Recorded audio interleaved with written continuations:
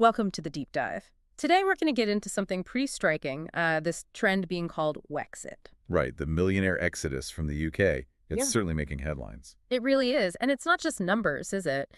Think about John Fredriksen, the shipping magnate, ninth richest in the UK, according to the latest Sunday Times rich list, something like 13.7 billion. And he didn't mince words recently. Not at all. Asked about the UK's prospects, he just said, Britain has gone to hell.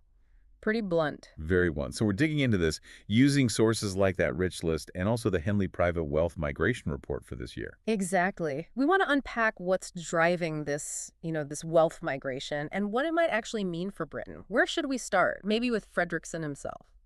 Yeah, his case is quite revealing. Well, he's originally Norwegian, but gave that up years ago. He's Cypriot now, nationality-wise. Right.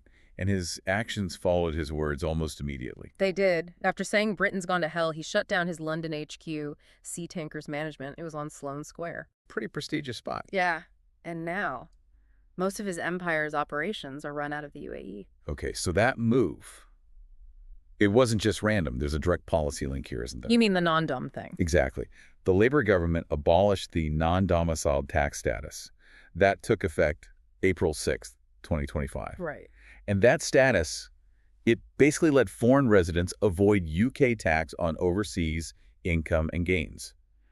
For decades, really. So in ending that was a big shock to the system for people like Fredriksen. A huge shock. And look, it wasn't just about paying more tax, so that's part of it. It was more fundamental. It changed the whole deal, the basic reason why many of these wealthy individuals base themselves in the UK. The UK's unique selling point, in a way. Kind of, yeah. It signaled a shift, maybe, in the UK's long-term approach to attracting that kind of global capital.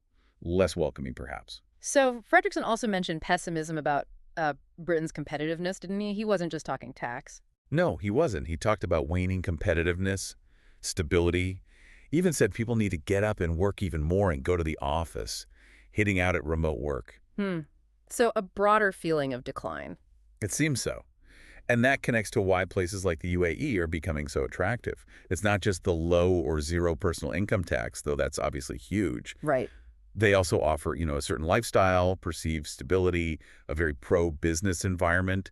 They're actively recruiting these international leaders. So Fredriksen is a big example, but this Wexit is much wider. Let's look at those numbers from the Henley report. Yeah, they are quite startling. The UK is projected to lose 16,500 millionaires just this year. 16,500. That's apparently a record outflow. And it's the highest outflow globally. Think about that. More millionaires leaving the UK than leaving China. Wow. China's usually topped that list, hasn't it? For the last decade, yeah. So this is a major shift, and it's hitting London's key sectors, finance, legal, tech. It's not just foreign-born people leaving either. Some homegrown wealth is looking elsewhere too. And we know Fredriksen isn't alone.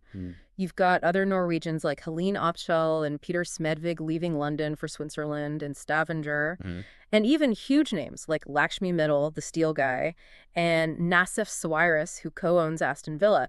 They've publicly talked about potentially moving. Right. So the implications for the UK here, they could be pretty significant. How so? Well, you've got a shrinking base of these high net worth people.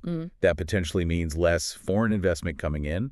It could hit philanthropy too. Then tax revenue, presumably? Absolutely. Fewer high earners means less contribution to public finances through taxes on wealth and income.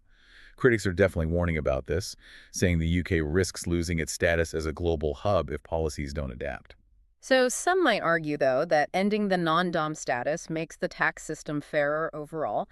Is there a potential long-term upside, even with this short-term, pain? That's the argument, yes. Fairness. But the immediate economic consequences are what we're seeing now, this significant outflow. Fredriksen's move and the others. It's seen as a signal, part of this bigger shift in where global wealth feels welcome. So when Fredriksen says Britain has gone to hell, it's more than just, one billionaire sounding off. It taps into these wider anxieties, yeah. It illuminates these big economic shifts and policy decisions. It's personal for him, sure, but it reflects these larger forces shaping where money and talent choose to be. It really makes you think. It definitely raises a crucial question, doesn't it? In a world where capital and talent are so mobile, what kind of policies actually work to attract and crucially keep them? What truly makes a country competitive for global wealth today? Something to definitely mull over. Thanks for diving deep with us today.